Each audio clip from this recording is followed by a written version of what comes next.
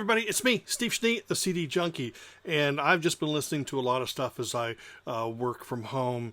And before I start filing this stuff away, you know, this is stuff that either I pulled off my shelves or maybe I've bought at CD stores or purchased through the mail.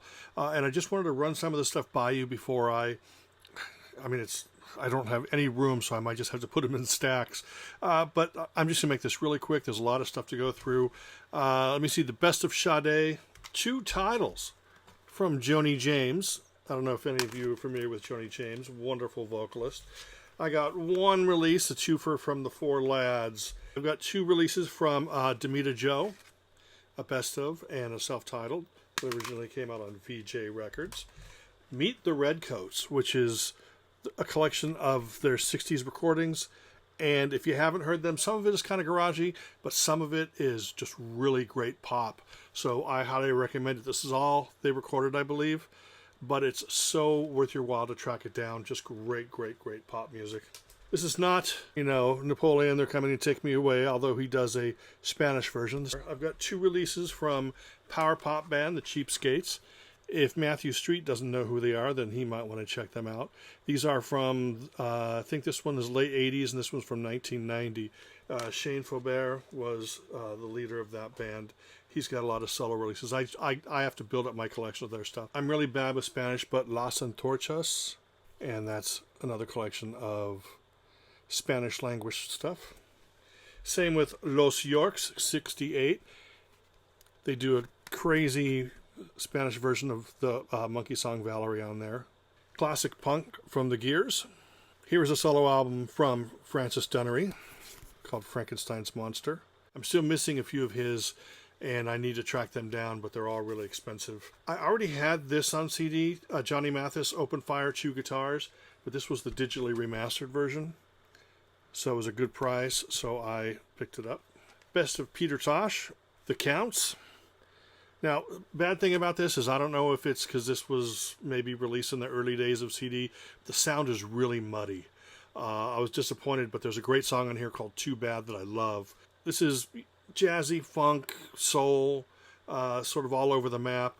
Maybe the original recordings were kind of muddy a little bit, but that's the only disappointment. Otherwise, it's really enjoyable. Follow that up with the Mcguire Sisters. Greatest hits. This fantastic release, Utopia, Deface the Music. I already had a copy of this, but I found it at such a great price I had to pick it up. The 5th Jackson 5 album, Looking Through the Windows, which has a bonus track. I already had the first 4 on 2 different twofers, so I was happy to get that. Prince, the 3 CD, it has 2 discs of hits and 1 disc of B-sides. Christine McVie solo album. Ray Parker Jr., Greatest Hits. I got this because it's got some stuff by his band Radio. I prefer that stuff more than his solo stuff. I should probably just get the Radio stuff, but that was just a great price, so I got it. The High-Lows, if you can see that, 2 albums on 1 disc, and that's a nice collection.